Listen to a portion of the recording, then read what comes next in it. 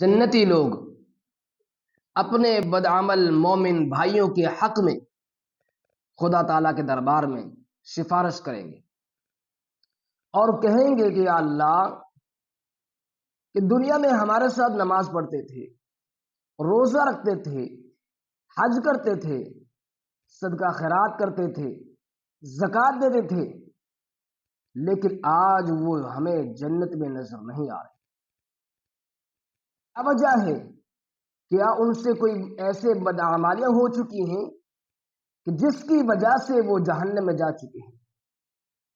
کہ یا اللہ، ان کے حق میں ہماری سفارش کو قبول فرما۔ اللہ تبارک و تعالی فرمائیں گے کہ جاؤ، جن کو تم جانتے ہو پہچانتے ہو ان کو جہنم سے نکال دو۔ پھر وہ لوگ جو ہے کہ جائیں گے اور ان کو پہچانیں گے، اور اللہ تبارک و تعالی ان کے چہروں کو محفوظ فرمائیں گے آگ سے، تاکہ پہچاننے میں کسی قسم کی دشواری نہ ہو، اور ان کو نکال کر جنت میں لے آئیں گے۔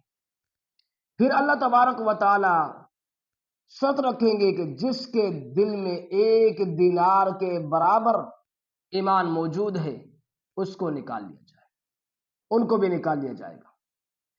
پھر اس کے بعد جو ہے کہ اللہ تبارک و تعالی آفر دیں گے کہ جس کے دل میں ½ دینار کے برابر ایمان موجود ہے اس کو بھی نکال لیا جائے، ان کو بھی نکال لیا جائے گا۔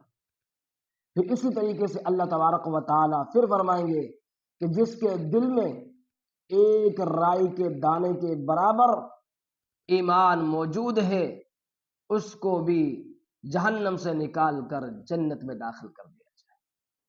تو ایسے لوگوں کو بھی جہنم سے نکال کر جنت میں داخل کر دیا جائے گا۔ دیکھیے کہ اس رب کی رحمانیت، اس کی رحمت، کہ وہ چھوٹے چھوٹے بہانے سے تھوڑے تھوڑے ایمان والوں کو بھی جہنم سے نکال کر جنت میں داخل کرنے کے حق میں سفارش قبول فرما رہے ہیں۔ وہ غفور رحیم ہے، لیکن آج ہم نے اس رب کو ناراض کر دیا ہے۔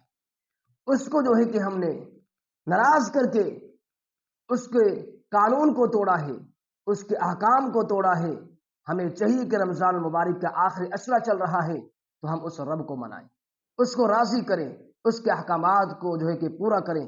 اللہ پاک مجھے بھی اور سننے والوں کو بھی اس پر عمل کی توفیق عطا فرمائے۔